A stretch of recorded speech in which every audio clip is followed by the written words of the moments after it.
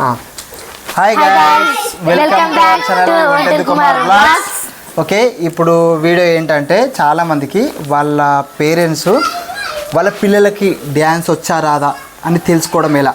చాలామంది ఏంటంటే పిల్లలకు చదువుతో పాటు ఏదో ఒకటి ఎక్స్ట్రా నేర్పించాలని చాలామంది అనుకుంటారు.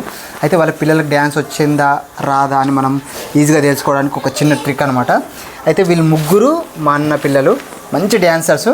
చాలామందికి తెలిసే ఉంటుంది వాళ్ళు ఎంత మంచిగా చేస్తారో.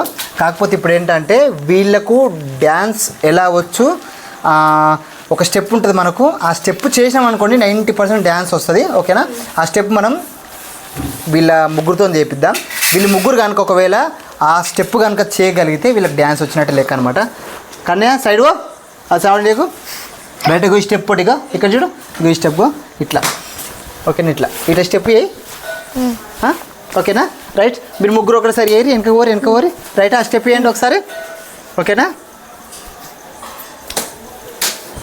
రైట్. ఒక నిమిషం. ఇక్కడ మీరు ఒకటి గమనిస్తే చూడండి, ఈమె పెద్ద ఆమె నడిపామె స్టెప్ క్లారిటీ చేస్తుంది. ఎట్లా మన కుడికాలు అన్నప్పుడు ఎడమక చెయ్యి ముందర రావాలన్నమాట. ఓకేనా, ఇంకోటి మనకు ఎడమకాలు అన్నప్పుడు కుడి చేతి ముంగడ రావాలన్నమాట. అయితే ఈ స్టెప్ ఏంటంటే చాలామంది ఎట్లా చేస్తారంటే ఇప్పుడు ఈ ముందు కదా ఇట్లా చేస్తుంది, ఇట్లా ఈ కాలుతో పాటు ఈ చేయి వస్తుంది, ఈ కాలుతో పాటు ఈ చేయి వస్తుంది.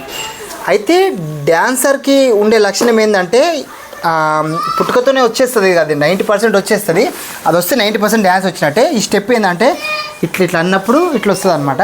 అయితే చూడండి, ఇప్పుడు ఒకసారి మీరు స్టెప్ వేయండి ఒకసారి. రైట్ అవకాశాన్ని ఒక నిమిషం. రైటా, వెంటనే ఫోన్ ఆఫ్ చేసి మీ పిల్లల్ని మీ ముందు తీసుకొచ్చి ఈ స్టెప్ చూపెట్టండి. ఒకవేళ కనుక మీ పిల్లలు కనుక ఈ స్టెప్ చేస్తే మాత్రం ఖచ్చితంగా మీ పిల్లలకి డ్యాన్స్ 90% వచ్చినట్టే. ఓకేనా, ఇంకెందుకు ఆలస్యం, వెంటనే వెళ్ళండి, ఆ స్టెప్ ఖచ్చితంగా చేయండి. ఓకేనా, జై హింద్. సబ్స్క్రైబ్ చేయరు, ప్లీజ్ సబ్స్క్రైబ్ చేయండి.